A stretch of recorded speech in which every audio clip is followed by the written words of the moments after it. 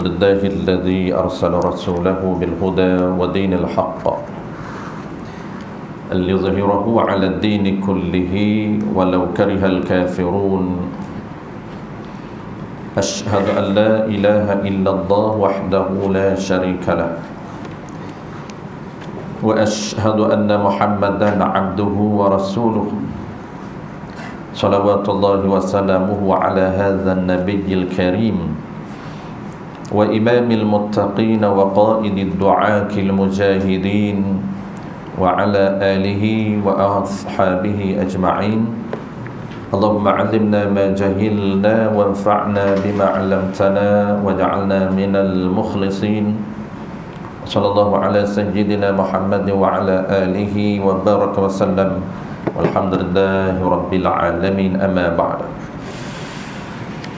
Terlebih dahulu marilah sama-sama kita menyatakan setinggi-tinggi kesyukuran kehadrat Allah Subhanahu wa taala kerana dengan limpah kurniaannya kita sama-sama diberi kesempatan, peluang, kesihatan dan paling penting tuan kekuatan oleh Allah Subhanahu wa taala untuk kita bersama-sama pada malam ini bagi menyambung pengajian kitab kita.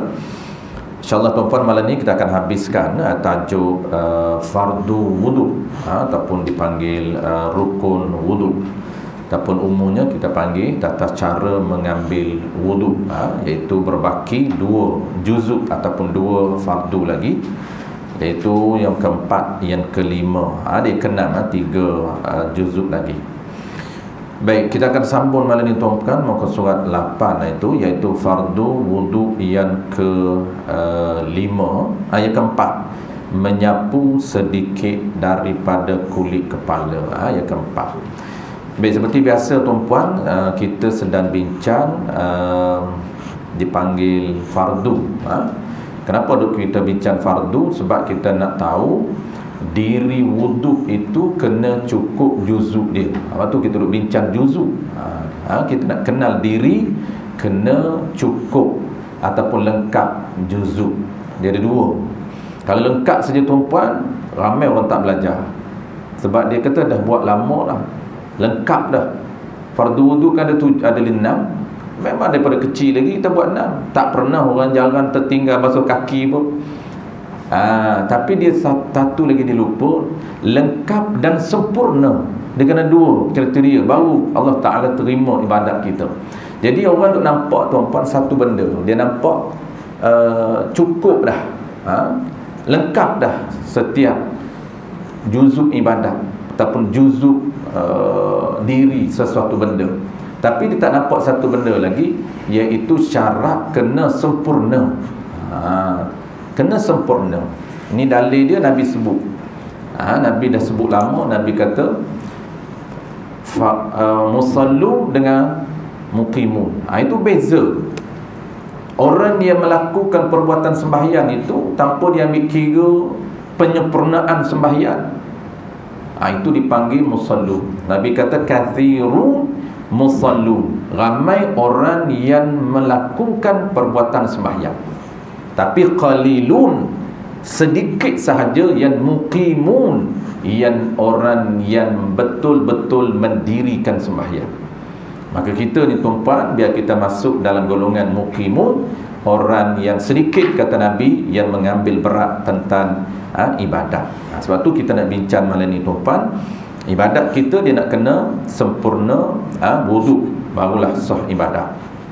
Baik, nak nama wudu ni tuan-puan, kita tahu dah apabila sebut wudu, dia kena cukup 6 juzuk dan sempurna.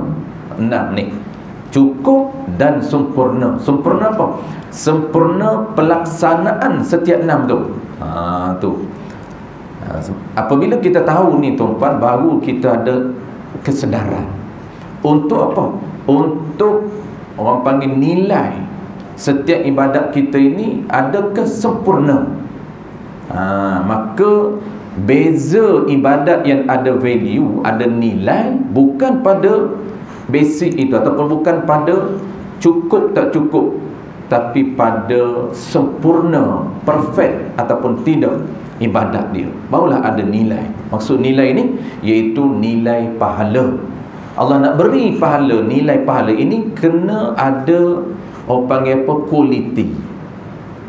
Jadi kalau kita sembang soal kualiti ni tuan-tuan, itu dah ke tahap yang lebih improve dah. Sebab tu kita mula dengan basic. Kalau basic ni tuan-tuan tak kuat, dia tak tahu apa basic dan ibadah, mana boleh dia nak bincang soal kualiti. Kebanyakan kita tak tahu dia punya flow dia tuan-tuan. Kita bincang soal tinggi, soal kualiti, soal sembahyang dia nak khusyuk, nak feel, soal sembahyang dia nak jaga ikhlas, sembahyang dia naik peringkat yang kedua. Ini kita belum bincang lagi, iaitu peraturan batin sembahyang. Sebab nak bincang soal khusyuk, nak bincang soal perasaan, feel dalam sembahyang takbir Allahu Akbar, dia datang perasaan gurunya, perasaan malunya, interaksi dengan Allah. Dia nak datang perasaan itu, dia kena ada proses dia. Kita sedang duk buat proses ni. Proses pertama dulu, apa dia? Peraturan, apa orang panggil, menyempurnakan peraturan zahir. Dia sembahyang ni tuan-tuan ada dua protokol, peraturan zahir dan peraturan batin. Peraturan zahir ni yang kita duk bincang ini, yang ada, yang kita selalu duk sebut ada 3 komponen wajib, 2 komponen sunat. Itu dipanggil peraturan zahir. Peraturan zahir ni yang selalu kita sebut syarat sah sebelum takbir, yang kita belajar itu 9 syarat sah sebelum takbir. Itu peraturan zahir. Syarat wajib, peraturan zahir. Yang ketiga apa dia? Komponen asal yang ketiga, iaitu dia panggil apa? Melaksanakan rukun 13 dengan sempurna. Itu komponen ketiga. Kita akan bincang ke semua di kitab kita tuan-tuan. Setiap rukun tu satu-satu juzuk, dia akan bincang dari sudut penyempurnaan. Maksud dari sudut cara untuk buat, cara nak rukuk yang basic dan sempurna. Sebab tu kita ada value added dalam sembahyang kita. Kenapa? Kerana kita tahu basicnya dan kita tahu orang panggil apa, yang sunatnya. Yang sunat tu kita panggil nilai tambah. Habis komponen keempat, perkara batal. Peraturan zahir settle.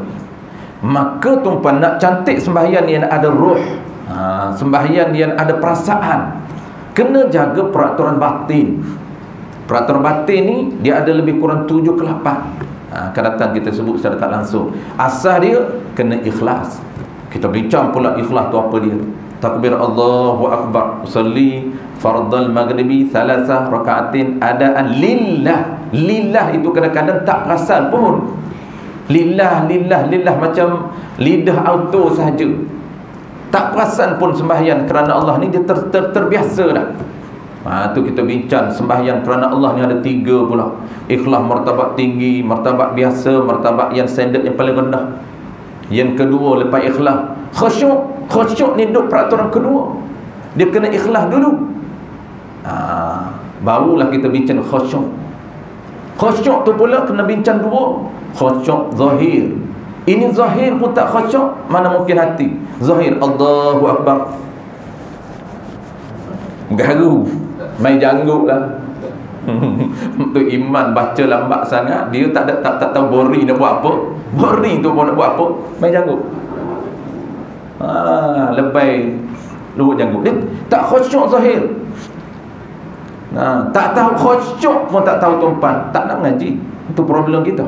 Dia tidak ada awareness, kesedaran tidak ada. Sebab tu saya suka mana-mana kuliah saya tuan-tuan, kadang-kadang iklan tu lebih. Sebab kalaulah kita duk baca tubuh tuan-tuan, sampai bila tidak ada kesedaran dalam orang panggil apa, dalam agama dia. Dia duk nampak agama dia ni sembahyang, tak tahu pun macam mana nak improve sembahyang dia. Tak tahu macam mana. Dia berhenti awal. Baru iklan baru. Kita kena tahu. Kalau kita tak tahu foundation, structure agama tuan-tuan, kita duk dalam orang panggil zone selesa sampai bila-bila. Duduk dalam zon selesa. Walaupun banyak perkara yang kita buat tak betul dengan agama, tapi selesa dia. Boleh datang surau dah rasa hebat, boleh datang masjid dah rasa hebat. Ya, hebat. Tapi yang paling hebat, kena ada ilmu, baru betul tindakan kita. Apa dia tuan-tuan? Khusyuk yang kita nak bincang apa? Khusyuk yang kedua, khusyuk hati. Khusyuk hati itu kita bincang.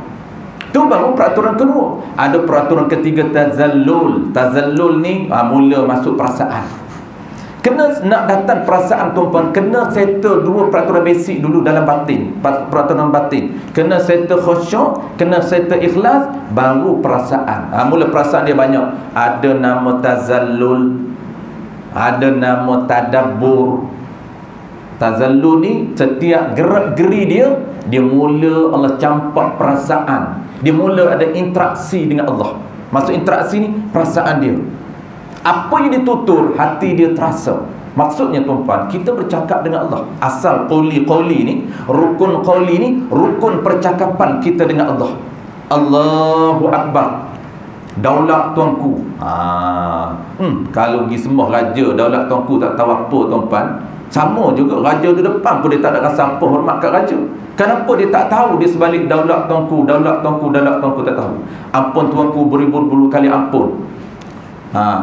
Bahasa itu dia faham tak? Dia tak faham. Maka sebenar hati dia dengan raja, raja di depan, dia tak ada apa, tak feeling pun. Sebab dia tak tahu dia sebalik skrip yang dia baca depan raja. Just follow je. Begitu juga kita tuan-tuan. Jadi kita ni tuan-tuan kena tahu kedudukan kita. Kita duk bincang ini di mana? Kita bincang ini proses panjang lagi untuk result dia, hasilkan sembahyang yang ada roh, sembahyang yang ada kualiti, sembahyang yang ada perasaan, sembahyang yang ada khusyuk. Mesti betulkan dulu peraturan zahir. Kita duduk ni peraturan yang pertama, belum masuk lagi sebenarnya. Peraturan pertama kita sembahyang, iaitu syarat sah, dah settle dah.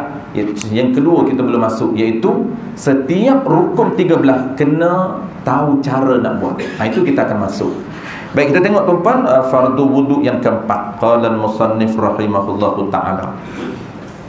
Sempurna wudu ni tuan-tuan, dia ada aura dia. Wudu ni penting. Sah sembahyang kita dan dia ada fadilat dia. Lepas tu kita belajar, kita boleh beramal. Walaupun kita tak nak sembahyang, duduklah tuan-tuan, kekal dalam wuduk. Ada kelebihan dia besar. Orang berada dalam wuduk ni, kelebihan dia besar. Dia zikir pun pahala tak sama dengan zikir orang tak ada wuduk. Orang tak ada wuduk tuan-tuan, zikir dia dikhilaf ulama. Ulama kata zikir orang yang tak ada wuduk tidak ada pahala. Teman sebahagian ulama kata ada pahala, tapi ada khilaf. Melainkan selawat saja. Selawat walaupun dia tidak ada wuduk, maka dapat pahala walaupun tidak ada wuduk. Tapi zikir biasa, subhanallah, subhanallah, wuduknya tidak ada, pahalanya tidak ada. Tu penting nak tahu wuduk ni dia memberi impak kepada kehidupan kita. Sebab tu orang amalan setengah orang tuan-tuan, antaranya Sayyidina Abu Bakar, dia amalan dia mengekali wuduk. Habis dia ambil, habis dia ambil, habis dia ambil. Tu dia panggil amalan berada dalam wuduk. Itu sahabat sebahagian daripada amalan. Tapi nak kena tahu wuduk yang sempurna. Yang keempat, menyapu sedikit daripada kulit kepalanya atau rambut yang ada yang rambut itu di mana? Di dalam hak, yakni kawasan kepalanya, kepala seseorang, etc. Apa yang kita nak kena tahu tuan-tuan? Pertamanya dia nak kena tahu syarat peraturan ambil wuduk yang keempat ni tak disyaratkan membasuh. Syarat dia menyapu. Ataupun bahasa kita dipanggil lap. Dipanggil lap. Apa beza menyapu dengan lap? Ini selalu kita sebut menyapu dengan lap pula. Menyapu dengan basuh ini, menyapu ini tuan-tuan tidak disyaratkan mengalir air. Sebab tu dipanggil lap. Lap ni tuan-tuan, air tak bergerak pun, tangan kita lembab ataupun basah, kita sentuh dengan kulit kita, mengalir dah air di kulit, tak mengalir, orang panggil apa? Lap. Kulit kepala kita ataupun kena di rambut, mengalir dah air, tak mengalir pun. Kalau basuh lagi okey lah. Jangan tanya pula tuan-tuan, oh lap. Kalau basuh lagi okey lah. Syarat yang paling rendah ialah lap. Sunat basuh, wajib lap. Ada beza. Orang yang luruh bendul tuan-tuan, dia dengar satu istilah, oh lap, basuh. Kok mana pula kalau basuh? Syarat yang paling rendahnya ialah lap. Kalau basuh lagi okey. Sebab itulah hukum dia, lap itu wajib, basuh itu sunnah. Kalau fardu lain tak boleh. Fardu lain wajib itu basuh. Basuh kaki itu wajib, tak boleh lap. Basuh tangan hingga siku tak boleh lap. Kenapa? Memang peraturan begitu. Ringan mazhab kita, kepala ni ringan, hanya wajib lap ataupun sapu saja, walaupun tak mengalir air. Itu beza di antara membasuh dengan menyapu. Baik, sapu, kita dah tahu sapu tu tak syarat mengalir air. Basuh mengalir air, itu dipanggil basuh. Batu basuh, tuan-tuan, akan datang kita belajar teknik basuh. Dia ada nama cucur, jirus, cucur. Dia tak panggil lap, sebab lap tak dinamakan basuh. Lap bukan teknik basuh. Kerana basuh ini, yang dinamakan basuh itu mengalir air ataupun bergerak. Mengalir ni dah bergerak, bukan mengalir macam kita faham. Kita faham tu mengalir tu mengalir, kita faham.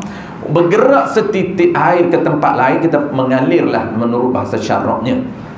Walaupun air tak banyak, dipanggil mengalir. Habis.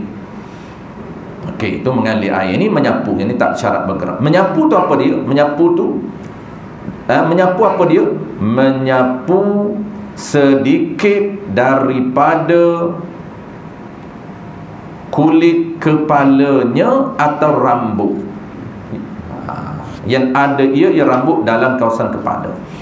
Dia kena sapu ni, dia kena sapu kepala. Kalau sapu dahi tak sah. Tu kena tahu kepala, kena tahu dahi bukan bahagian, bukan kepala. Dahi sebahagian muka. Ada orang dia pergi sapu ni, dia basuh ni, dia bukan sapu, dia basuh. Basuh dahi je. Kalau terkena sedikit kepala, okey. Tapi kalau tak kena kepala, tak sah. Kenapa? Kerana kena sapu kepala, bukan dahi. Macam budak-budak kecil-kecil tuan-tuan sekolah rendah, nak darjah 1, kita ajar. Sebab tu tuan-tuan, nak ajar budak darjah 1, jangan bagi orang biasa, kena bagi orang yang pakar. Sepatutnya begitu. Kita ini terbalik. Darjah 1 tu bagi hak tak pakar tu, hak tak tahu apa dia wuduk tu, hak tak boleh beza wuduk dengan fardu tu, tak boleh beza wuduk apa fardu apa. Bagi dia ajar darjah 1. Sampai bila-bila dia ingat ilmu yang tak tepat. Sampai bila-bila ilmu tu dia akan bawa sampai kita tua. Saya hari ni tuan-tuan belajar darjah 1, sampai hari ni kita ingat. Sebab memang begitu fitrah kita, fresh, otak kita sangat-sangat fresh ketika kita umur belum meningkat usia 20-an. Otak ikut kajian tuan-tuan, kalau tak dijaga dengan betul, tak disenggelara dengan betul, tidak ada exercise-nya, exercise luar ni, otak dia ada exercise yang tersendiri, dia akan mula menurun dia punya indeks memory dia, dan indeks kecerdasan dia, dan indeks recall ataupun dia ingat balik apa yang memory simpan. Dia mula menurun apabila dia mula meningkat umur 25 ke atas. Kalau kajian ulama 33 ke atas dia mula menurun. Tapi hari ini tuan-tuan, angka itu tidak boleh dipakai lagi. Kenapa? Kerana gaya hidup yang berbeza dan gaya pemakanan berbeza, dia mula menurun lebih awal. Kadang-kadang 25 tu memang dah indeks memori dia mula menurun. Kenapa? Kerana 3 faktor: gaya hidup dia, gaya pemakanan dia, dan juga bukan exercise luaran tu gaya hidup, exercise minda dia kena exercise. Macam tuan-tuan belajar ni, ini exercise minda. Orang tua belajar dia bagus, belajar cuba faham, belajar cuba faham. Itu salah satu daripada exercise minda. Lambat nyayuk dia, insya-Allah. Kalau dia guna minda, dia guna untuk ingat, guna untuk faham, walaupun tak menghafal, tuan-tuan menghafal tak boleh dah. Menghafal tak boleh, tapi faham boleh. Dia faham insya-Allah. Cuma menghafal tu dia bukan level, bukan standard kita. Sebab tu dia orang muda tak sesuai lah. Sebab saya mengajar banyak teknik ulangan. Sebab kita mengajarkan majoriti kan orang bukan orang tua. Dia kata orang tua.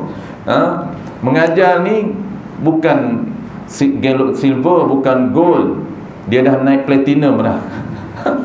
Golongan yang platinum semua ni, tak bolehlah kita nak express macam orang muda. Kena buat teknik ulangan sampai dia faham walaupun dia tak faham. Dia faham walaupun dia tak faham. Itu memori kita. Tapi orang muda tu dia cepat, dia bergetah, dia panggil bergetah. Pop, ditangkap terus. Dengar je pop, dia tangkap. Dan getah ni kemah, tak keluar-keluar. Waktu kita umur 7 tahun tu ajarlah ilmu yang tepat. Nabi kepala tuan-tuan, kita kena tahu mana kepala. Sapu di mana saja okey, asalkan kepala. Maksudnya tuan-tuan, kita dah tahu muka. Ni dari ni kan muka. Ni semua ni muka. Kepala ni tempat rolip tumbuh rambut. Lain ada yang tempat yang ada rambut tuan-tuan, semua kepala. Kita boleh atas dahi ni boleh, tepi kiri ni boleh, sapu kiri kanan ni boleh, sapu tengah pun boleh, sapu kanan pun boleh. Nak hantam satu kepala pun boleh. Tak puas hati. Nak nak yakin. Tak tahu kepala kat mana, selam dalam kolam semua kepala. Bukan selam kepala, muka-muka dia selam. Itu lagi mudah.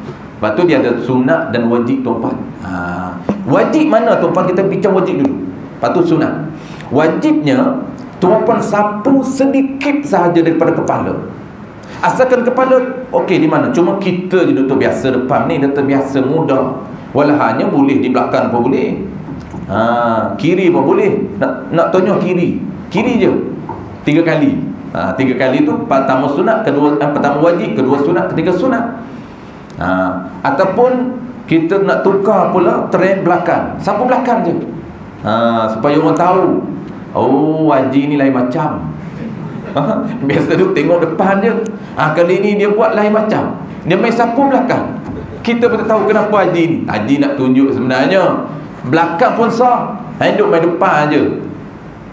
Kalau kita tak tahu orang buat belakang, kata kenapa pelik sangat? Pelik lah, dah kita tak tahu. Tu Nabi kata bada al-islamu ghariban wa sayaudu ghariban kama bada. Islam datang dalam keadaan dia orang tengok pelik, orang tengok asing, orang tengok ganjil. Ganjil dan asing daripada apa? Daripada kehidupan masyarakat jahiliah ketika itu. Jangan orang buat.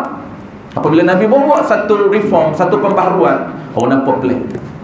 Pelik dari sisi mereka. Begitu juga kita tu. Nabi dah janji wasayaudu ghariban kama bada. Dan ingat kata Nabi, akhir zaman Islam akan kembali, dagan balik kembali asing di tengah-tengah masyarakat yang meninggalkan Islam. Sebab kita duk terbiasa buat benda yang dah tak betul. Orang buat benda betul pelik tuan-tuan. Orang buat benda betul pelik, jadi pelik balik. Jangan kata benda lain tuan-tuan. Bawa pergi salam je kalau betul kena pelik. Orang duk terbiasa Assalamualaikum. Orang dah terbiasa benda yang tak betul. Walaupun salam itu dah jadi budaya. Asalnya orang tak memberi salam lah. Bawa syariat datang beri salam, jumpa beri salam, mendoakan. Tapi dah walaupun orang buat, tapi benda tu dah tak betul. Cuba kita perbetulkan balik, orang nampak pelik. Sebelum bagi salam tu, sebelum nak bagi salam tu, dia tak terus bagi.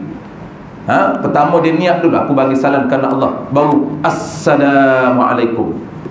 Orang bunyi Assalamualaikum tu rasa pelik. Oh, haji ni bersungguhnya. Dia nak buat bersungguh bagi salam. Bersungguh lagi ibadat, mana boleh buat cincai. Sepatutnya begitu. Dia dah nak jadi pelik dah. Pakaian begitu juga. Tuan-tuan, cuba pakaian cantik, pakaian tutup aurat elok, orang rasa pelik. Cuba pakai telanjang, orang tak pelik. Tak ada, dah jadi trend dah. Tak ada rasa pelik pun. Tak tutup aurat tuan-tuan. Ada orang duk mengumpat tak tutup aurat, tak ada. Tumpah pakai kain pergi mall. Pergi cokit pakai kain. Orang tengok pelik tau. Kata jakum dari mana terlepas ni? Kampung mana ni? Kampung Segemerok. Tak pernah tengok pakai kain. Tu baru pakai kain. Tak tumpah pakai serban lagi masuk mall. Alah ni okey lah ni tumpah pakai serban pun masuk mall. Tak terkejut dah. Kalau dululah tumpah zaman saya tahun 80-an saya datang KL, pelik juga tuan-tuan pakai kain sarung. Jadi ini bukan 80-an. Tahun 2000 tu pelik lagi. 2000 saya datang Cokit masa tu. Tahun 2000 berapa saya lupa tuan-tuan. 2007 ke gitulah. Baru dah 2007. Masih orang pelik lagi. 2007. Pakai kain sarung. Kebetulan masa tu tuan-tuan, saya memang asal bukan jenis orang pakai kain sarung. Pakai seluar lah. Cuma jangan pakai seluar jeans tu. Bukan salah seluar jeans tu, bukan. Dan tu kata, "Oi, haram lah." Bukan. Bukan haram pakai seluar jeans. Cuma saya tu bukan jarang pakai seluar jeans. Tapi pakai seluar, saya jarang pakai sarung. Masuk pondok, lama tu pada pondok terbiasa dengan kain sarung. Nak keluar ke mall pun terbiasa dengan kain. Tak sempat ambil seluar dah. Terus pakai kain sarung pergi di mall. Orang terkejut tengok. Pakat tengok semua. Kita pun pelik. Apa yang silap kita ni? Tengok atas orang. Ke aku tak pakai spanduk? Takkan orang nak tahu. Kita pun takut. Aku tak pakai apa ni? Kain pakai. Sampai pakai underwear, aku pakai. Takut bimbang. Orang tengok kita tu takut kain carik ke. Rupanya boleh jadi pelik. Oh, pakai kain sarung. Nasib baik tak pakai serban lagi tu. Oh, kalau pakai serban, pakai kain sarung tu, orang kata ni terlepas dari mana ni. Pelik tu pakai yang macam tu. Cuma pakai seluar pendek, ada mana nak sembang? Ada nak cakap, "Oh, seluar pendek dari mana ni?" Tak ada pun tuan-tuan. Nampak tak? Itulah maksud Nabi, wasayaudu ta'riban kama bada. Syariat ini akan kembali dagang balik di tengah-tengah masyarakat yang dah meninggalkan sistem hidup, sistem syariat. Habis tuan-tuan, itulah dia. Sedikit boleh, asas dia wajibnya sedikit. Sedikit itu tuan-tuan, dan kawasan kepala. Mana-mana kawasan kepala sah. Cuma dalam mazhab Syafi'i dibincang lagi sedikit itu tuan-tuan, nak menghalusi lagi, nak deskripsi lagi. Apa maksud elaborate sedikit itu? Kata mazhab Syafi'i tuan-tuan, sedikit ini sekurang-kurang sehelai rambut, walaupun di hujung rambut itu sah nama sedikit. Ini wajib ni, bukan sunat. Jadi kita nak bincang sunat. Ambil rambut yang duduk dalam kawasan kepala. Kan dia cerita tadi kan, kulit kepala atau rambut yang ada dalam kawasan kepala. Tarik rambut yang duduk mana kawasan kepala kita tumpang. Cara dia, kita nak tahu kawasan kepala. Kalau rambut kepala, kita dah tahu mana kawasan kepala. Kita dah tahu semua kawasan kepala. Kemudian kita nak tahu pula rambut yang berada di kawasan kepala. Macam mana kita nak tahu? Cara dia, kita tarik selai rambut kita. Rambut saya ni pendek tuan-tuan. Kalau rambut orang panjang, mudah bagi contoh. Nak tahu rambut yang panjang ini mana kawasan kepala, kita kena tarik rambut itu dan nisbah dia, nisbah yang hampir. Kawasan mana yang hampir kepala. Jangan tarik dikira belah jauh, tidak. Dia dikira belah hampir. Melainkan sama hampir tak apa. Tengah, contoh tengah. Tengah ni rambut kita tengah. Kalau kita keluarkan, semua dia sama. Nisbah kanan pun dia hampir sama. Contohnya dalam 2 inci, belakang pun dalam 2 inci, kiri pun dalam 2 inci. Maksud tuan-tuan, kalau rambut tengah kita ni, kita ke kiri, ke kanan, ke depan, ke belakang, semua rambut kita ni yang dalam kawasan kepala 2 inci itu saja. Walaupun rambut kita sampai di punggung tidak sah kita sapu. Kenapa? Itu rambut di luar kawasan kepala, tidak sah. Itu maksud rambut yang ada dalam kawasan kepala. Kalau rambut tu duduk nisbah kita sebelah kiri, jangan kita tarik belah kanan, maka dia jauh jarak dia. Cari jarak yang paling hampir dengan border kepala. Maka kalau rambut tepi tuan-tuan, kalau dia panjang sampai ke pinggang pun, maka dia hanya kawasan kepala lebih kurang 1 inci saja. Sebab kalau kita tarik kepala, telinga ni kawasan muka dah. Dia bukan kepala dah. Kalau keluar kawasan muka, tak dinamakan kawasan kepala, tak boleh sapu tempat. Itu tuan-tuan nak tahu. Satunya kita tahu kawasan kepala, kulit kepala sapu sedikit di mana-mana pun okey. Itu basic, asas yang wajib. Yang kedua, kita nak tahu pula rambut yang ada di kawasan kepala, sapu rambut sah. Sedikit tu, walaupun di hujung rambut kita sapu, lap di hujung rambut. Maksud ni hujung rambut tuan-tuan, kita lap atas sekali, sah. Itu makna sedikit. Tapi kita nak tahu rambut yang maksud kawasan kepala tu macam mana cara dia. Itu kita dah tahu. Cara dia tarik nisbah kawasan ataupun border yang paling hampir. Jangan tarik perkiraan dia nisbah jauh, jangan. Kalau tengah tu tak apa, dia sama jauh. Ke depan, kiri, belakang semua sama jauh dengan border kepala. Baik, settle. Kita terus ke fardu ataupun juzuk yang ke-5. Qala al-musannif rahimahullahu ta'ala. Kelima daripada 6 juzuk wudu. Tak jadi wudu lagi, baru 5. Duk bincang, kau panggil apa? Juzuk dia. Kalau 5 tak nama juzuk, tak nama wudu. Lepas tu kena habiskan sampai 6 dan sempurnakan. Yang kelimanya membasuh. Kembali basuh balik, sapu tidak sah. Oh, saya lupa tuan-tuan, tadi wajib, lupa nak beritahu sunnah. Wajib dalam mazhab Syafi'i sekurang-kurangnya sedikit daripada kepala. Di mana saja boleh sapu kiri, kanan, depan, belakang, tengah dan sebagainya. Dan sedikit itu yang dinamakan sedikit itu apa dia? Sekurang-kurang sehelai rambut yang ada dalam kawasan kepala. Dan sehelai itu pula kata ulama sah diletakkan di hujung rambut. Itu maksud sedikit dalam mazhab kita. Baik, yang sunatnya ialah, yang sunat sapu macam mana? Yang sunatnya ialah menyapu sekalian kepala. Itu sunat. Bukan sapu sedikit, wajib sedikit. Tapi yang sunat menyapu sebahagian sekalian kepala. Kenapa? Kerana meraihkan mazhab lain. Termasuk dalam kaedah masyhur, al-khuruju minal khilaf mustahabbun. Khuruj yakni keluar ni bukan tak buat. Khuruju minal khilaf, keluar daripada khilaf, mustahabbun, sunat. Di sini tuan-tuan, kebanyakan hari ini orang faham dari sudut literal secara umum. Ramai tuan-tuan saya tengok kaedah ini diguna pakai secara tak tepat, apply pada isu yang tak tepat. Kenapa? Kepahaman saya permulaan dulu tuan-tuan, tanpa tanpa dijelaskan oleh guru, memang saya faham dari sudut umum. Khuruj di mana? Keluar di mana? Tak buat, bukan. Sebab tu penting belajar ni tuan-tuan, memang kena ambil daripada guru. Sebab pemahaman kita ini singkat saja. Islam ni walaupun kita terror, kita otak kita jenius, tak mampu untuk memahami secara mendalam tanpa bantuan daripada para ulama. Rupanya tuan-tuan, khuruj ini, maksud keluar ini, pastikan semua kita buat. Semua ulama mengakui sah. Mana apa keluar ni pastikan semua mazhab. Tu dipanggil keluar daripada mazhab. Bukan tak buat mazhab lain. Keluar daripada mazhab maksudnya ke semua mazhab memperakui perbuatan kita. Tu makna khuruj. Sebab itu, untuk pastikan perbuatan kita ini sah di sisi mazhab lain, maka kita buat ke semua kepala.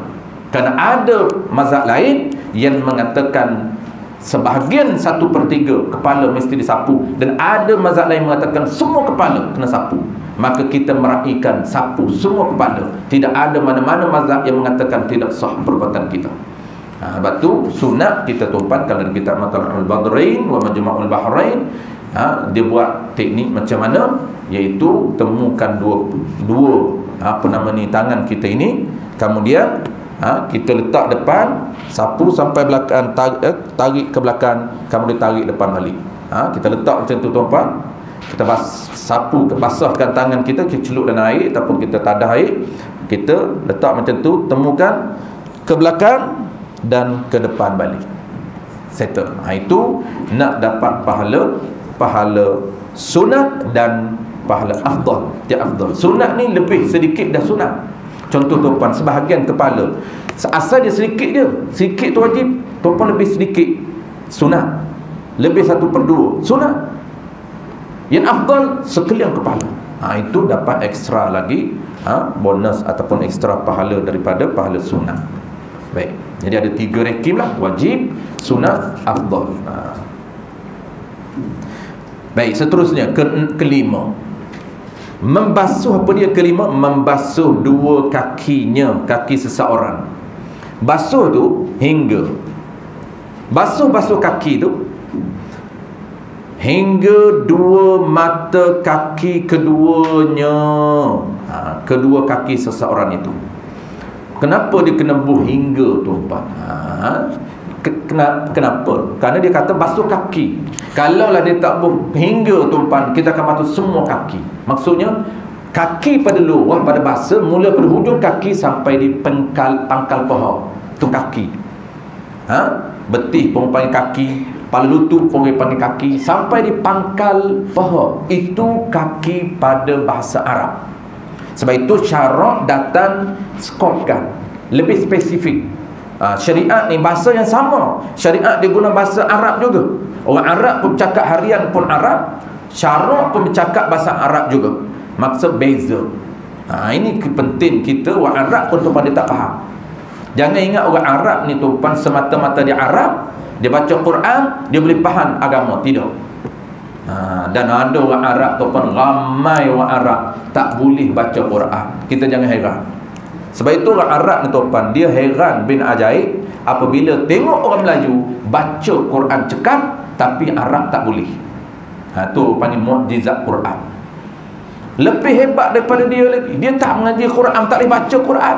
Kita belajar Quran boleh baca. Sebab tu orang ni tuan-tuan, orang kita ni, orang kita dia sabotaj diri dia. Dia lemahkan diri dia. Dia kata saya tak pandai. Tak ada manusia lahir-lahir pandai baca Quran, tuan-tuan. Tak kira lah dia lawyer ke, dia engineer ke, dia apa profession dia. Dia kata ustaz boleh lah buat ustaz. Dia ingat kita lahir dulu ni boleh jadi keluar daripada perut baby terus boleh baca Quran. Tu Nabi boleh lah. Dia kata ustaz boleh. Saya sebab saya tak belajar bidang ni, saya lawyer, tak boleh. Sampai bila-bila dia tak boleh. Kenapa? Itu panggil dalam bahasa motivasi, dia memang sabotaj diri dia. Awal lagi dia tutup minda dia, saya tak boleh. Dia lemak, dia limitkan keupayaan dia. Tak mula lagi, tak mula belajar lagi. Kalau dia mula belajar tu pada dia hebat pada kita. Lidah dia yang lembut. Kenapa dia tak boleh baca? Kerana dia tak belajar. Kalau dia belajar pun tak sampai masa normalnya orang boleh, tapi dia belajar tak konsisten ataupun tak intensif. Belajar biasa-biasa, belajar celup-celup saja, dah nama belajar dah. Batu tak boleh. Kita jangan limitkan keupayaan kita. Sebab Islam ni tuan-tuan, selepas dia jajah, dia spread rule of panggil apa? Pecah perintah. Ini orang kita ni tuan-tuan, dia rasa dia selesa dengan tak belajar agama. Dia ingat agama ni untuk orang agamawan saja. Agama ni tuan-tuan, sistem agama ni yang lebih-lebih itu untuk orang agamawan saja, untuk ustaz, untuk tok haji, untuk tok guru saja. Kita ni orang biasa, jasmayan saja, tak apa. Sebenarnya tuan-tuan, agama bukan untuk golongan tertentu, tidak. Untuk semua orang kena belajar. Tidak ada expectation, tidak ada pembahagian tuan-tuan. Akademik lain, agama lain, tidak ada. Ini selepas penjajah saja. Zaman sebelum penjajah tuan-tuan, setiap orang dia belajar agama, tetapi dia ada skill yang tersendiri. Dia ada kemahiran dia. Agama dia okey tak? Okey, hebat. Dia boleh mengajar, dia boleh baca kitab. Tapi profession dia apa? Lawyer. Profession dia doktor. Profession dia engineer. Dia tidak mengasingkan agama dan akademik, tidak. Itu asal dia. Orang-orang dulu sebelum datang penjajah tuan-tuan, semua setiap orang hebat agama dia. Cuma tak dipanggil ustaz, tak dipanggil tok guru, tak pakai sorban. Tapi jangan main, dia boleh baca khutbah. Jangan buat main, dia boleh baca kitab. Tapi apa kerja dia? Kerja dia berniaga, kerja dia lawyer, kerja dia engineering, kerja dia dot. Nampak tak? Tapi datang penjajah, dia tengok mana kekuatan sebenar orang kita. Islam kekuatan sebenar tuan-tuan di mana? Dia kaji kekuatan sebenarnya pada ilmunya, pada ekonominya, maka dia akan spread. Agama ni belajar untuk orang agamawan saja. Kalau orang minat akademik, orang minat engineer, orang minat lawyer, belajar lawyer. Agama tinggal. Nampak tak? Dia asingkan agama untuk orang tertentu. Sebab tu lahirlah ustaz ini. Memang dia hanya boleh agama saja. Dia tak reti bidang akademiknya. Dia tak boleh. Sebab tu pelik tuan-tuan. Pelik. Kalau ustaz dia boleh lawyer, pelik. Kalau ustaz dia boleh engineering, pelik. Kalau seorang ustaz dia doktor, pelik. Seorang ustaz dia nutrition, pelik. Kenapa? Ini selepas abad yang ke-15 belum muncul, abad yang ke-16 belum muncul lagi, masih kuat Islam. Selepas abad yang ke-19, maka kekuatan Islam digoncang dengan cara apa? Dilancarkan dasar pecah perintah. Kita duk nampak pecah perintah tu tuan, orang panggil dari sudut ekonomi saja. Tidak, ke semua benda. Kita kena faham tuan. Sebab tu ustaz dia tak akan pandai. Kalau ustaz boleh speaking English ni, oh kita ada power ustaz ni. Biasalah. Kenapa? Kerana dia ini memang doktor. Sebab pergi seorang Syekh Azhar tuan. Ulama Azhar. Dia seorang doktor. Tapi dia merupakan fatwa, seorang ahli fatwa. Dan pakaian dia tuan, kalau dia tak masuk klinik, tak masuk hospital, pakaian dia pakaian ulama. Ketika dia pergi office, baru nampak pakaian doktor dia. Nampak dah dia. Itu di Mesir, saya sembang dengan tuan guru saya, seorang guru saya, Syekh Jum'ah Al-Mazzaglul. Dia kata di Mesir dulu 70-80, sekarang ni dah mula dah, masih kuat. Maksud kuat ni, dia orang belajar semua. Sistem pendidikan dia perfect. Semua dia belajar agama ni, maksud tuan, dalam diri setiap pelajar dia ni dah kemas agama, boleh baca kitab dah. Baru dia tambul. Nak jadi lawyer silakan, nak jadi engineering silakan, nak jadi doktor silakan. Baru dia bina kemahiran dia. Sebab tu orang sana tuan, jangan duk nampak yang tak pakai kopiah tu. Kita hari ni di Malaysia tuan, pakai kopiah, pakai lebay ni, ni ustaz. Sana driver taksi pun tuan alim pada kita lagi. Kita duduk Malaysia ni tuan pakai serban besar, boleh baca kitab sikit dah hebat dah. Orang panggil ustaz, pasang dah, kembang hidup lebih dah.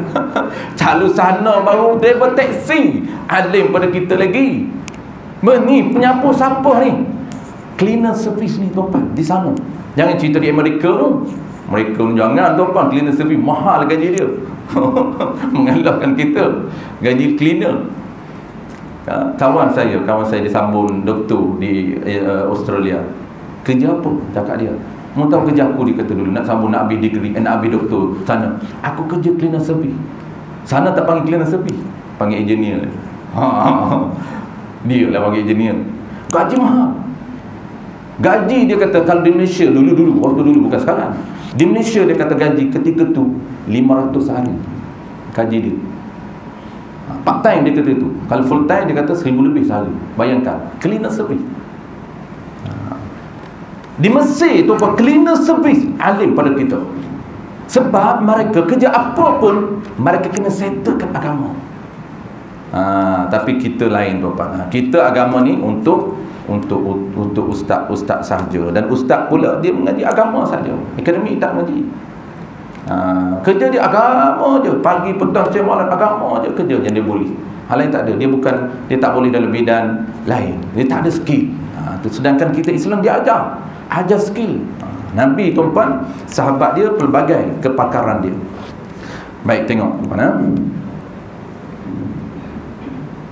Hingga bahasa syariat tuan, apa maksud kaki? Kaki ni mula hujung kaki hingga 2 buku lali. Itu kena tahu sapu kat mana. Bahasa syariat kena faham. Apabila bercakap dengan syariat, bercakap dalam bidang syariat, kena tahu terma dia. Setiap bilang Nabi kata apa? Ulama kata apa? Ulama kata setiap setiap bidang ilmu, setiap lapangan ilmu ada terma ataupun bahasa yang tersendiri. Kita kena kuasai. Kita kena kuasai bahasa syarak. Syarak fiqh ada bahasa dia, akidah ada bahasa dia, tasawuf ada bahasa dia. Tu kena tahu bahasa dia. Syarak tuan fiqh apabila dia sebut kaki, kena tahu kaki wajib dibasuh mula hujung kaki sampai buku lali. Maka seperti biasa tuan, buku lali tidak termasuk kawasan wajib. Cuma nak sempurnakan border garisan wajib itu mesti dilebihkan sedikit buku lali. Ini macam sama juga dengan perbasan tangan hingga siku. Sama je perbahasan dia, menggunakan kaedah yang sama. Kaki begitu, mata kaki, dua mata kaki dipanggil dua buku lali, tak termasuk kawasan wajib. Cuma oleh kerana border dia dihampir dengan dua mata kaki itu, border dia lebih sedikit itu wajib. Maka ulama bincang sedikit itu kadar mana? Separuh daripada buku lali itu wajib, dan lebih daripada wajib itu sunnah. Maka sunnahnya tuan lebihkan atas buku lali. Kesemua buku lali itu basuh, itu level sunnah. Jadi ada 3. Satunya border wajib zati, naik yang kedua wajib aradi, dan habiskan ke semua buku lali, itu dipanggil level sunnah. Ada 2 wajib, 1 sunnah. 2 wajib itu nama dia wajib zati, yang kedua wajib aradi ataupun wajib maqasid ataupun wajib masail, dan yang ketiganya adalah sunnah. Baik, settle teman-teman.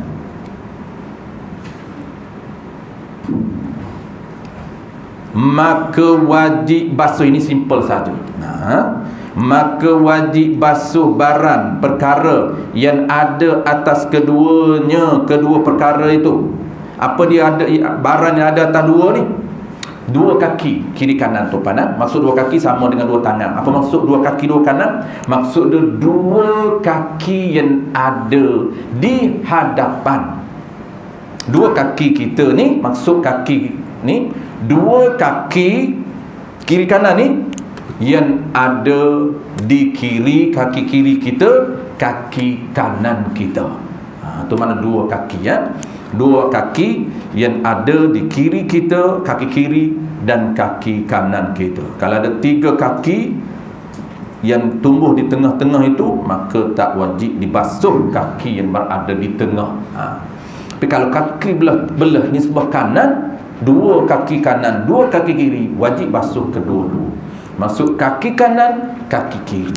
Kanan dan kiri itu paling nisbah.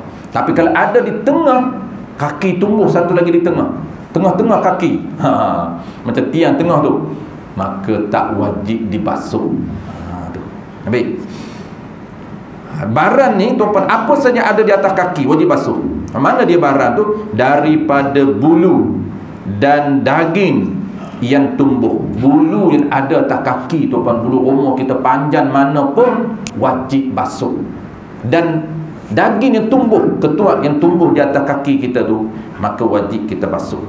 Dan wajib menyampaikan akan air pada segala pecah-pecah dan kelepek-kelepek yang daripada keduanya. Yang dipecah-pecah kaki tuan, kawasan pecah kaki, kaki kita ni, tumit-tumit yang walaupun pecah, maka termasuk dalam kawasan yang mesti dikena air. Mesti air itu rata kawasan pecah itu. Dan kelepek yang ada daripada keduanya, kedua kaki. Contoh tuan, jari kita rapat. Jari rapat ni ada orang tanya, wajib tak jari kaki dia ni rapat? Ya, kita tak adalah. Kalau orang ada tuan, jawab dia, kalau tak mudarat, tak sakit kita buka ni, tak ada kesan apa, wajib meratakan. Wajib kita ni dia panggil di celah-celah jari kaki kanan kiri kita ataupun jari kaki keseluruhan ni, 4 ni, wajib kita ratakan air. Asal dia tuan, kalau air boleh rata tanpa kita menyelati, itu sunat saja menyelati. Ini sama je tempat lain pun. Kalau air boleh lalu tanpa kita gosok, tak wajib gosok, tak wajib menyelati antara jari-jari kaki. Tapi kalau air tak boleh masuk tanpa kita bantu, kita kena bantu dengan apa? Dengan jari, dengan gosok. Kalaulah air okey dah, kita cucuk pahit tuan, dia masuk semua dah celah-celah jari, maka sunat saja kita buat macam ni. Sunat kita jari kaki kita ini kita menyelati dengan tangan kita. Baik, habis. Last sekali tuan, penutup. Qala al-musannif rahimahullahu ta'ala, juzub yang ke-6 daripada 6 fardu wudu. Sempurna 6 ni dinamakan wudu lah kita. Baik, kita satunya wudu tuan, paling penting yang orang tak nampak ni tuan. Orang duk nampak. Satu, dia panggil nampak dari segi komitmen kita, dari sudut tanggungjawab saja. Maksud tanggungjawab ni, nak kena ambil wudu bagi settle, kalau tidak tak sah sembahyang. Dia nampak macam tu sahaja. dapat tanggungjawab bagi kita orang bermula-mula dalam orang panggil ni, orang yang level biasa ni, bukan level soleh, bukan level wali Allah, bukan level muqarrabin. Kita nampak lebih kepada tanggungjawab. Sebenarnya tuan-puan, dia ada orang panggil apa, nilai kat situ untuk kita tahu setiap action kita dan agama dia ada nilai. Bukan sebut tanggungjawab saja, bukan. Nilai apa dia? Dia orang biasa seperti kita nampak value dia lah tuan-puan. Nilai di situ adalah nilai pendapatan yang kita panggil pahala. Orang biasa seperti kita, dia akan nampak nilai pahala. Ini ulama fiqh ajar. Ulama tasawuf dia nilai lain. Ulama tasawuf ni dia bukan nampak, dia tak nampak dah nilai value pendapatan, tak nampak. Tapi dia lebih, iaitu dia lebih kepada nilai apa dia tuan-puan, nilai partnership, nilai togetherness, kebersamaan dengan Tuhan. Ini tinggi tuan-puan. Itu bukan level kita. Dia tak nampak pahala. Apabila orang level wali Allah tuan-puan, dia buat ibadat apapun, dia tak rasa ini tanggungjawab dia. Tak rasa.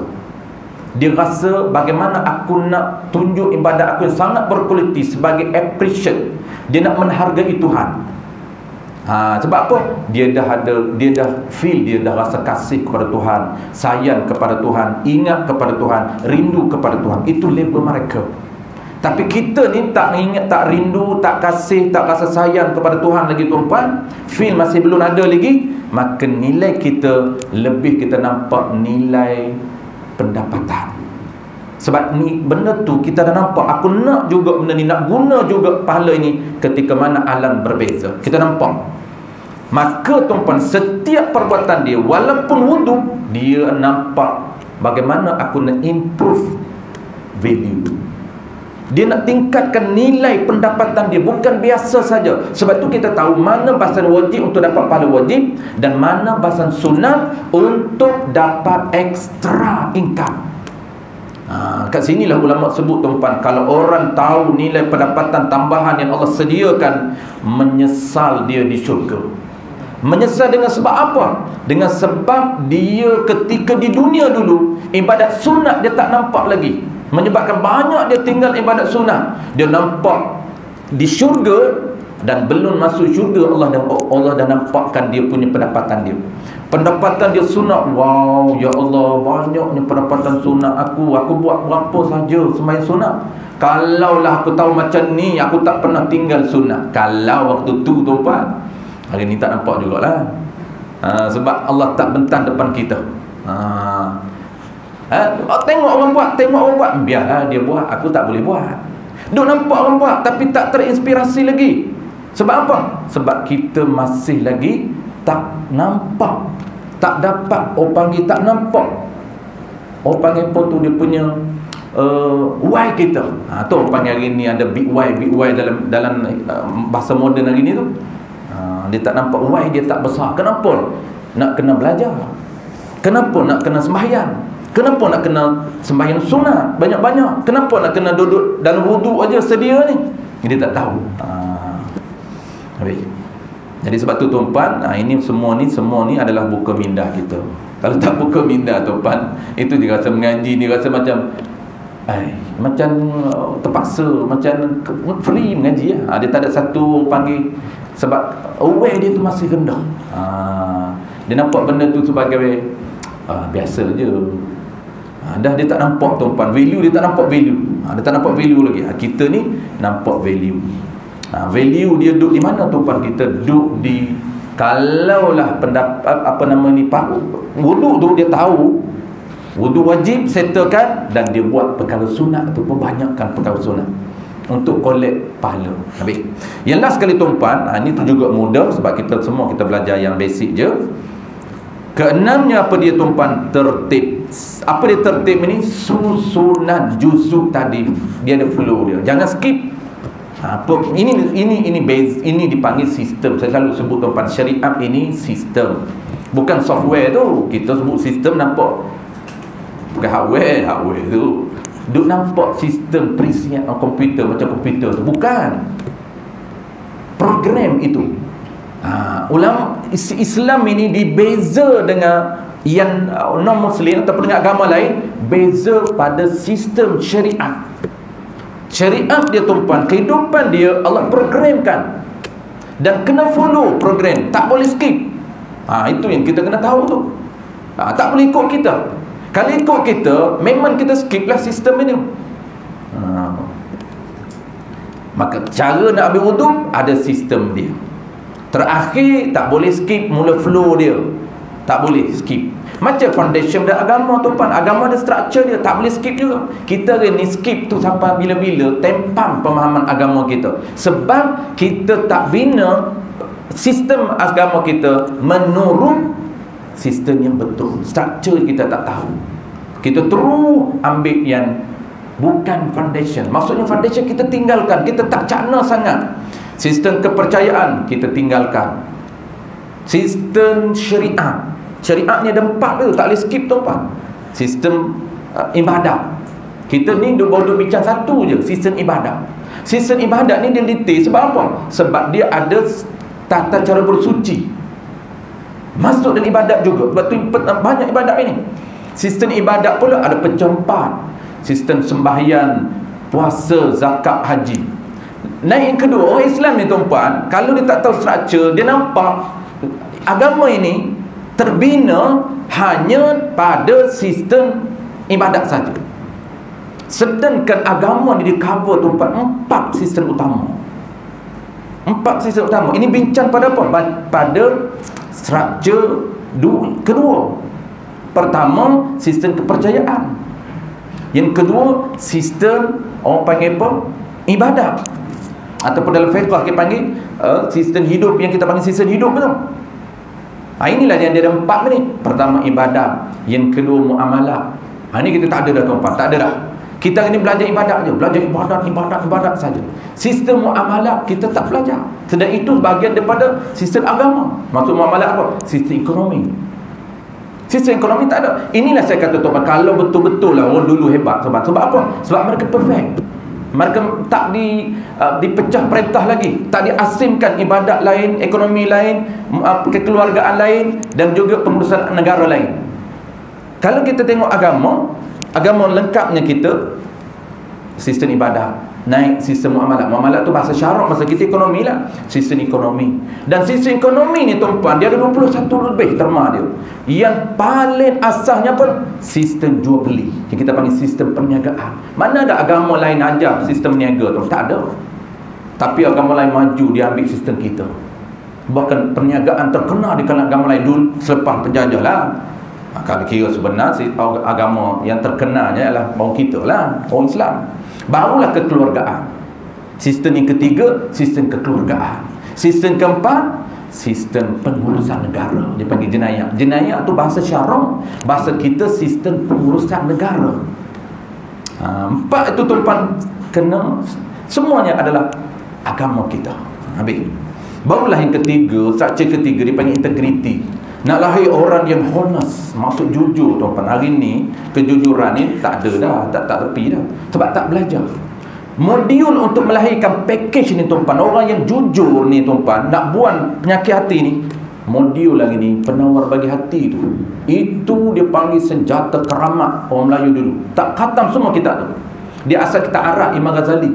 Tapi Syekh Khadim Mandili balik Mekah, dia tengok orang Nusantara ketika tu dah tak mahir bahasa Arab, dia tolong terjemah kitab Imam Ghazali Al-Arba'un jadi penawar bagi hati. Kuat tuan-tuan, kekuatan Islam sebenar sebelum datang penjajah. Sebab tu penjajah bukan senang nak masuk, bukan senang nak jatuh Melaka 15/11 tu. Dia datang lebih awal. Selalu saya sebut sebagai kesedaran kita, bagi nampak kekuatan sebenar orang Melayu kita dulu kuat. Nak boleh tawan 15/11 tu tuan-tuan, dia dah datang awal. 1509 dia dah datang, tapi tak mampu nak tawan. Lepas di Square balik, dia halau balik oleh Sultan Mansur Shah. Datang pula kapten yang kedua itu, Alfonso Albuquerque, baru berjaya tawan. Kenapa? Kekuatan orang Melayu kita ketika tu. Apabila dipackage-kan tuan-tuan, sistem kepercayaan mantap, sistem ibadatnya mantap, sistem ekonomi dia mantap, pengurusan negara dia cantik ketika tu tuan-tuan. Mantap pengurusan negara dia. Melaka ketika tu tuan-tuan, dia melaksanakan, dia panggil pun, dia panggil undang-undang jenayah Melaka yang mengandungi 44 fasal digubal oleh Sultan Melaka ketika itu dengan ulama-ulama kita. Ini kekuatan pengurusan Melaka ketika itu. Dia ada undang-undang jenayah Melaka 44 fasal, dan dia ada undang-undang maritim kuat tuan-tuan. Undang-undang laut dia ada. Maknanya maritim of law saya belajar dulu tuan-tuan. 4 tahun saya belajar. Salah satu bidang yang saya belajar adalah maritim of law, undang-undang laut. Pelik tuan-tuan. Orang ketika itu saya pelik. Ustaz apa sesak datang belajar di fakulti politik antarabangsa. Memang pelik tuan-tuan. Masa tu ada 2-3 orang saya di kalangan aliran agama masuk akademik, orang semua pelik. Pakai kopiah, tapi ketika itu saya jangan pakai kopiah pergi kuliah. Sebab orang tengok pelik. Pakai kopiah ni pelik. Dia kata janggut ni, janggut tak simpan lah. Simpan janggut lagi pelik ketika itu. Pakai kopiah pergi kuliah, orang pada tengok. Masa tu kuliah saya di sana tak ada ustaz pun. Tahun 2000 baru masuk ustaz, baru ada fakulti muamalah. Ketika tu UUM tidak ada fakulti Islam. Memang semuanya, bukan sekular, orang kita je panggil sekular, semuanya kos akademik. Tidak ada satu kos yang agama. Tidak ada ustaz ketika tu. Tahun 2000 marulah ustaz. Itu naik chancellor baru UM tu kan, salah seorang dia antara orang yang very, orang panggil pun sangat smart dia punya leadership dia. Ketika tu tahun 2000 dia baru, dia pensyarah baru. Cepat dia naik. Dia naik cerita. Sebab apa? Memang waktu tu baru dia baru sekali dengan saya waktu tu pelajar lagi. Dia barulah, dia umur kami tak jauh sangat, lebih kurang 5 tahun beza. Saya 46, dia baru 49 baru. Tapi nak cerita dia ni memang orang panggil apa, ketara leadership dia. Sebab tu cepat naik chancellor. Habis tuan-tuan, itu kekuatan orang kita sangat padu. Jadi kita kena tahu. Sebab kalau kita tak tahu tuan-tuan, kita nampak orang kita lemah. Orang Melayu kita lemah. Habis. Okey, tertib ni tuan-tuan, susunan aturan yang tersebut itu. Habis. Saya tak nak detailkan, kita dah habis. Kita nak sambung fasal baru tu tuan-tuan, faslun tajuk baru itu. Bermula bersuci itu insya-Allah bulan depan kita akan masuk tajuk baru, iaitu tata cara mandi wajib. Tata cara mandi wajib tuan-tuan, insya-Allah tajuk baru bulan depan. Tertib ini tuan-tuan, kesimpulan saya nak sebut kunci saja. Tertib ini maksud apa tuan-tuan? Maksud susunan. Tuan-tuan kena susun ikut flow dia, mula daripada basuh muka, tangan, kemudian sapu kepala dan juga kaki. Cuma isu dia kalau orang tanya macam mana tuan-tuan nak jawab. Kalau mandi ambil wuduk di sungai, ada tertib ataupun tidak? Jawab dia ada. Kenapa tuan-tuan? Jawab dia di sini tertib ini susunan menurut perkiraan, bukan hakiki, bukan hakiki sebenar, bukan hakikat sebenar penyusunan. Kalau sebenar tuan-tuan ada tempat yang tak tersusun. Kenapa? Kerana di antara niat dengan basuh muka, tuan-tuan niat dulu, barulah serta basuh muka. Dia nampak macam serentak di antara niat dengan basuh muka. Sedangkan niat sebahagian daripada 6 tu. Sebahagian daripada 6. Ini sini tertib ini bukan pada hakikat sebenar, tapi pada perkiraan. Okey, satu. Yang kedua tuan-tuan, kita dah tahu itu maksud tertib, susunan pada perkiraan, bukan pada sebenarnya. Sebenarnya di antara niat dengan basuh muka nampak macam serentak. Isu yang kedua tuan-tuan, kalau kita terjun sungai, kita nampak macam tak ada tertib. Betul tak? Kita tuju, tak kisahlah tuju kaki dulu pun okey, kepala dulu pun okey. Tuju kaki dulu dipanggil terjun batang pisang. Orang tua panggil terjun batang pisang. Tuju kaki dulu. Sungai tu tak pandai, dia tak pandai, kepala dulu dia tak pandai. Kalau tuju kaki dulu, nampak kaki dulu. Bukan tangan, bukan kepala, bukan muka dulu, bukan tangan, bukan kepala. Kan dia susunan kan. Nak kaki dulu nampak. Walaupun kita tuju kaki dulu, ataupun kita tuju kepala dulu, nampak macam kepala, tangan lah kaki, nampak macam okey lah. Jawab dia tuan-tuan, sebenarnya di sisi Allah Ta'ala ada susunan. Dalam bahasa kitab dia panggil susunan kilat. Tertib kilat yang pada pandangan zahir tak nampak, tetapi kalau Allah buka kasyaf, nampak ada tertib. Ini dipanggil tertib kilat. Ada tertib sah. Walaupun kita tuju macam mana pun, terjun kita duduk dalam air, niat aku ambil wuduk, sah. Ambil wuduk dalam air dia panggil, mudah. Tu paling mudah lah kalau kita ada kolah lebih kurang 2 kolah ke atas tu paling mudah nak cepat tu pun terjun je dengan kolah. Naik-naik dah okey dah. Tu kena buat kolah besar di rumah. Kalau ada tap, tap pula dah. Tak. Kan tak tu kan 2 kolah lebih tu. Tak rumah kita besar tu kan, buat tak kecil nak tidur macam mana? Kan tak tu tak payah pergi sewa di homestay yang ada tap. Rumah kita boleh. Kita pasang air dalam tap kita tu luar, kita boleh terjun dalam tu je. Nak mandi wajib pun pakai terjun, sekali terjun bangkit-bangkit dah okey, ataupun nak wuduk terjun. Niat aku ambil wuduk kan Allah Taala, bangkit settle. Tak payahlah ke selam tu. Tak payahlah. Sambil selam, sambil tak payah. Setengah orang tu pun nak confident. Masa selam dia selam 3 minit tu, lebih dia basuh gosok habis ni. Sapu kepala kaki. Tak payahlah buat macam tu, dia auto sendiri. Habis yang ketiga, isu ketiga, ini tidak ada tertib tuan. Isu apa? Isu serentak basuh. Yang tadi ada tertib kilap. Kalau serentak basuh tuan 4 orang, ini andaian untuk kita bagi kepahaman kepada tuan bahawa tidak ada tertib. Kita panggil 4 orang kawan kita, orang sakit, panggil 4 orang, seorangnya basuh kepala, seorangnya basuh muka, seorangnya basuh tangan hingga siku, seorangnya sapu kaki, basuh kaki, dan dia tukar niat je. Ada tertib, tak ada tertib. 1, 2, 3 mula. Dia pun mula serentak basuh 4 orang ni. 1 tangan, kita ready tangan, dia akan jiruh tangan, seorang lagi jiruh muka, seorang lagi jiruh kepala, seorang lagi jiruh kaki. Dia tak boleh buat apa dah tuan-tuan. Semua orang buat. Dia niat saja. Ada ketertib? Tidak ada tertib. Yang terbasuhnya lah dikira muka tuan-tuan, kira mula muka.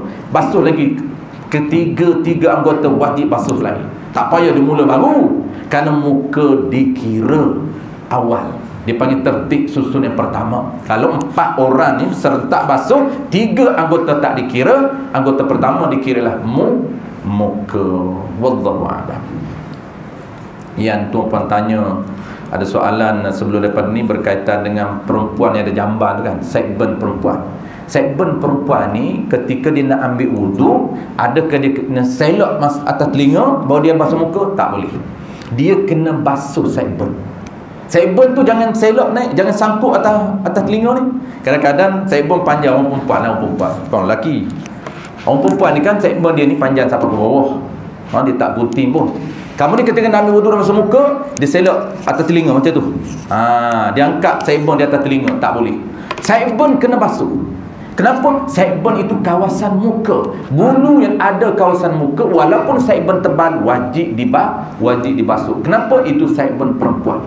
Kalau lelaki kita dah bincang, lelaki kalau tebal memadai sapu atas saja, sunat sampai di bawah. Sebab itu sunat hukum dia cukur gunting segmen itu. Segmen itu kau gunting rambut semua tu. Gunting rambut pendek semua tu makruh bagi perempuan. Wallahu a'lam. Bismillahirrahmanirrahim. Alhamdulillahirabbil alamin. Wassalatu wassalamu ala asyrafil anbiya'i wal mursalin wa ala alihi wa ashabihi ajma'in. Allahumma faqihna fid din wa 'allimna ta'wil waj'alna minal ulama'il 'amilin waj'alna minal mukhlisin. Wassallallahu ala sayyidina Muhammad wa ala alihi wa baraka wa sallam. Walhamdulillahi rabbil alamin.